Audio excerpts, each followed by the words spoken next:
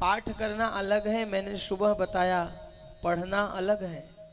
पाठ करने के लिए आपको एक आसन लगाना पड़ेगा, स्नान ध्यान करना पड़ेगा, स्वच्छ वस्त्र धारण करना पड़ेगा, दीपक जलाना पड़ेगा, एक पाठ रखना पड़ेगा, पाठ के ऊपर ग्रंथ हनुमान चालीसा रखना पड़ेगा, और तब जाके अगरबत्ती दिया धूप बत्ती जलाकर पूजा करके तब आप पाठ करेंगे। उसको पाठ करना कहते हैं। लेकिन केवल पाठ नहीं, जो यह पढ़े, जो इसे पढ़े, पढ़ने का अर्थ किसी भी तरीके से हो सकता है। हनुमान चालीसा किसी भी ढंग से पढ़ा जा सकता है। आदमी बैठकर भी पढ़ सकता है, सोए सोए भी पुस्तक पढ़ सकता है, चलते फिरते भी पढ़ सकता है, बस में बैठे बैठे भी पढ़ सकता है। किसी भी स्थिति में जो कोई इस हनुमान चालीसा का पाठ करेगा या पढ़ेगा, उसे निश्चित ही सभी सिद्धियों की प्राप्ति होगी। इस बात के साक्षी भगवान शंकर और माता गौरी जी ले रही हैं। हो यह सिद्धि साखी गौरीशा, जो यह पढ़े हनुमान चालीसा। सुबह के सत्र में हम लोगों ने श्री हनुमान जी महाराज के जन्म की कथा को श्रवण की। हनुमान जी महाराज के जन्म के विषय में बहुत सारी किंवदंतियां हैं। हम लोगों ने सुना कि पुंजिका स्थली नाम की एक गंधर्व कन्या थी। महात्माओं का अपमान करने के कारण ऋषियों ने श्राप दे दिया कि तुम जो है बानर बन जाओ, और वहीं बानर के रूप में गौतम ऋषि के यहाँ उनकी बेटी के रूप में प्रकट होती हैं। उनका नाम अंजना रखा जाता है, और उन्हीं अंजना का विवाह कपियों के राजा श्री केसरी नाम के एक बानर से होता है। केसरी नाम के बानर के साथ अंजना मैया का विवाह होता है। इसीलिए कहा गया शंकर सुवन केसरी नंदना। परंतु केसरी को एक श्राप मिला था कि केसरी के शरीर से किसी भी संतान की उत्पत्ति नहीं होगी। अब आखिरकार केसरी पिता कैसे बने, अंजना मां कैसे बने। फिर वही घटना घटी। समुद्र मंथन के दौरान श्री विष्णु भगवान जी ने मोहिनी स्वरूप धारण किया था, और उस स्वरूप को देखकर भगवान शंकर का मन, उनका तेज स्खलित हुआ, और उस तेज को श्री पवन देव महाराज, हनुमान वायु महाराज पवन देव वायु के माध्यम से उड़ा कर लेकर गए। अंजना मैया के कान के द्वारा उनके हृदय में, उनके पेट में, गर्भ में स्थित किया, जिसके कारण श्री हनुमान जी महाराज चैत्र मास की पूर्णिमा तिथि के दिन सुबह सुबह प्रातः काल की बेला में, एकदम सुबह सुबह सूर्योदय की बेला में, ब्रह्म मुहूर्त की परम पावन पवित्र घड़ी में श्री हनुमान जी महाराज का प्राकट्य होता है। बोलिए पवन सुत हनुमान जी महाराज की। और हनुमान जी के सामने एक बहुत बड़ी समस्या प्रकट हो गई। पैदा होते हैं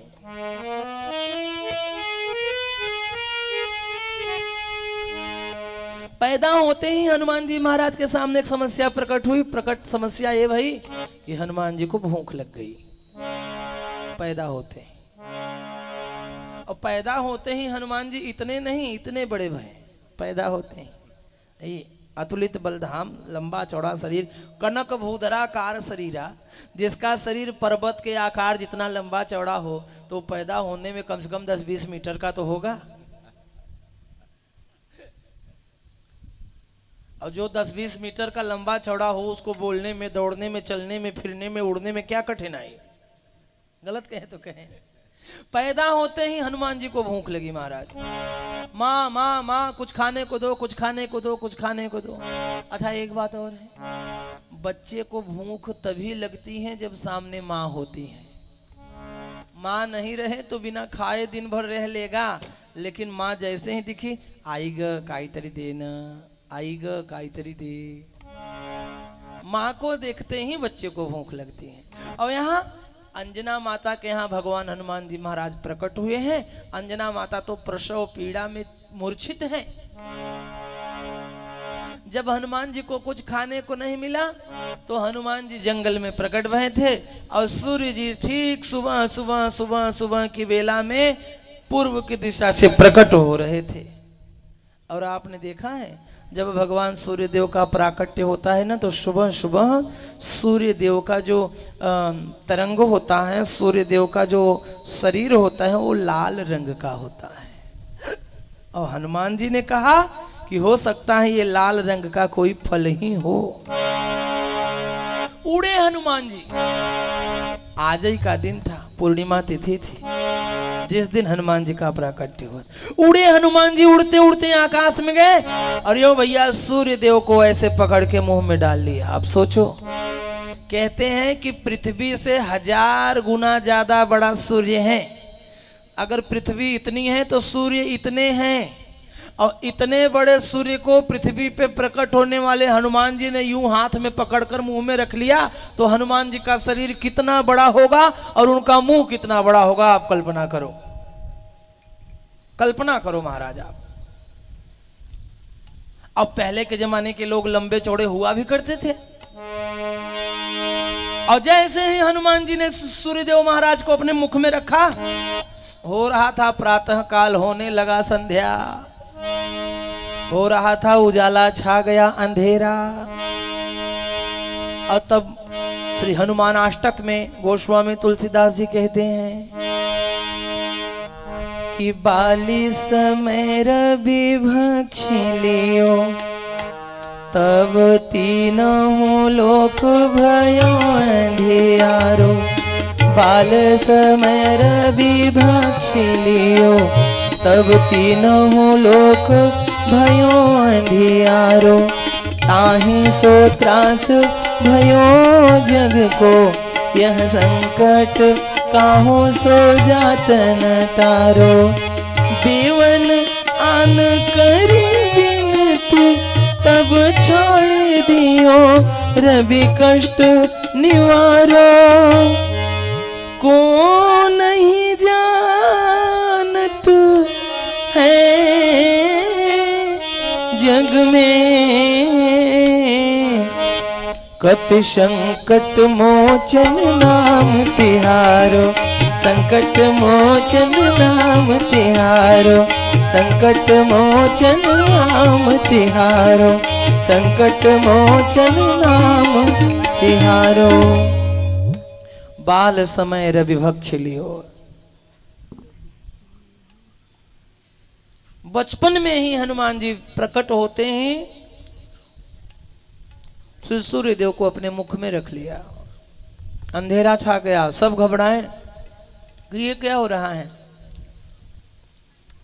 जब लोगों ने देखा कि एक छोटा सा बंदर सूर्य देव को अपने मुख में रख लिया है,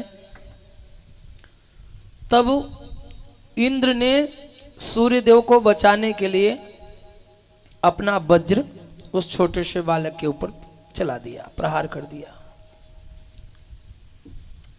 जब बालक के ऊपर उन्होंने वज्र का प्रहार कर दिया तो वज्र लगते ही हनुमान जी की जो ठोड़ी थी, हाथ जो था वो टेढ़ा हो गया और हाथ के बल वो धरती पर गिर पड़े। और जैसे ही धरती पर गिरे, मुंह से सूर्यदेव अपने आप निकल गए, प्राण बचा सूर्यदेव का और डर के मारे भागे, तुरंत पीले पड़ गए। अब आप देखो, सूर्यदेव जब प्रकट होते हैं तब लाल रंग के रहते हैं और थोड़ी ही देर बाद सूर्यदेव पीले पड़ जाते हैं। तो किसी ने सूर्यदेव से कहा, जब आप प्रकट होते हो तो लाल रंग के रहते हो, फिर तुरंत पीले क्यों पड़ जाते हो? अभी भी आप देखो तो पहले लाल दिखेंगे, 2-3 मिनट में पीले दिखने लगेंगे। तो सूर्यदेव कहते हैं, भैया हम पीले डर के मारे पड़ जाते हैं। बोले काहे का डर? बोले हनुमान जी का डर।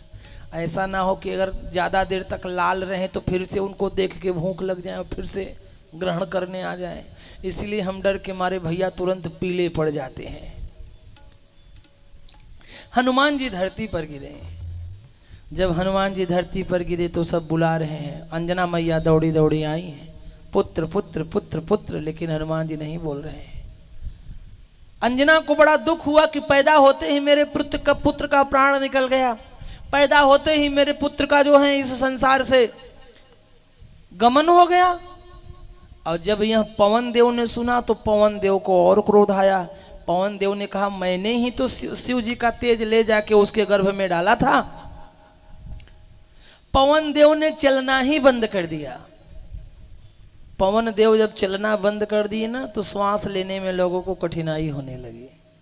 सब पवन देव से कह रहे हैं महाराज चलिए चलिए चलिए। हनुमान पवन देव ने कहा अब क्या चले, जिसके द्वारा हम चल रहे थे वही नहीं चल रहा है तो अब हम कहाँ से चलेंगे। बोले फिर पवन देव ने कहा जब तक वो नहीं चलेगा तब तक हम चलने वाले नहीं हैं।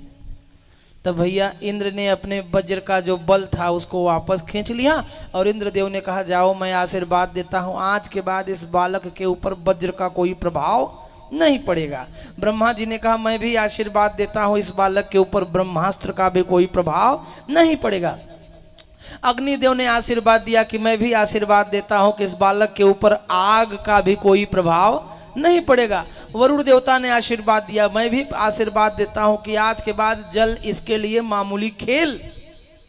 सबने बालक को आशीर्वाद दिया, सबने बालक को नया प्राण दिया। सभी ने उस बालक के अंदर कोई न कोई शक्ति भरी और जब शक्ति भरी और वही बालक जब धीरे से अपना नेत्र खोला, अंजना मैया बड़ी प्रसन्न भई। तब ब्रह्मा जी के मुख से निकला, जैसे ही वह बालक आंख खोला सामने माँ को देखा तो दौड़ कर गया, माँ के गले से लग गया। और जैसे ही माँ के गले से लगा सूर्यदेव को देखा तो सूर्यदेव पीछे छिप रहे थे। बालक ने माँ के आंचल के पीछे से सिर निकालकर सूर्यदेव को देखा तो मुस्कुराया। सूर्यदेव ने हाथ जोड़ा, बालक ने आंखों से इशारा किया कि घबराइए मत, अब जो होना था सो हो गया। तब जाके सूर्यदेव के जान में जान आई और तब सबने उस बालक से कहा कि वाह इतना बड़ा कार्य कर दिया लेकिन अभिमान नहीं है। इसीलिए जिसे अपने बल का मान ना हो, स्वयं का अभिमान ना हो, उसी का नाम हनुमान। बोलिए हनुमान जी महाराज की जय। तो हनुमान तो नाम पड़ा ही पड़ा, हनुमान तो नाम पड़ा ही पड़ा, लेकिन उसी बालक को लोग अंजनी पुत्र पवन सुत नामा, अंजनी पुत्र पवन सुत नामा, राम दूत अतुलित बलिधामा, राम दूत अतुलित बलिधामा, अंजनी पुत्र पवन सुत नामा, अंजनी पुत्र पवन सुत नामा, अंजनी पुत्र पवन सुत नामा। उन्हीं बालक का नाम अंजनी पुत्र है, उन्हीं का नाम पवन सुत है, उन्हीं को केसरी नंदन कहा जाता है और उन्हीं को शंकर सुवन कहा जाता है। सुवन माने होता है पुत्र और सुवन माने होता है श्रवण, श्रवण माने होता है कान। शिव जी का तेज जिसके कान के द्वारा गर्भ में गया हो वह तो कोई शिव जी का सुवन ही हो सकता है, वह तो स्वयं शिव जी ही हो सकते हैं। शंकर सुवन केसरी नंदन कहिए और चाहे शंकर स्वयं केसरी नंदन कहिए, आप दोनों कह सकते हैं क्योंकि दोनों एक ही है। और इन्हीं हनुमान जी का नाम संकट मोचन हुआ है, इन्हीं को संकट मोचन कहते हैं। जब जब संसार में संकट आया है तब तब इन्होंने उन समस्त संकटों का मोचन किया है, इसीलिए इनको संकट मोचन भी कहा जाता है। कि बाली की त्रास कपीस बस गिर जात महाप्रभु पंथ निहारो, चौकी महामुनि श्राप दियो तब चाहिए कौन बेचारे बेचारो, कैद बीज रूप लिवाय महा प्रभु सो तुम दास के शोक निवारो, को नहीं जानत है जग में कपि शंकर संकट मोचन नाम तिहारो, संकट मोचन नाम तिहारो, संकट मोचन नाम तिहारो, संकट मोचन नाम तिहारो।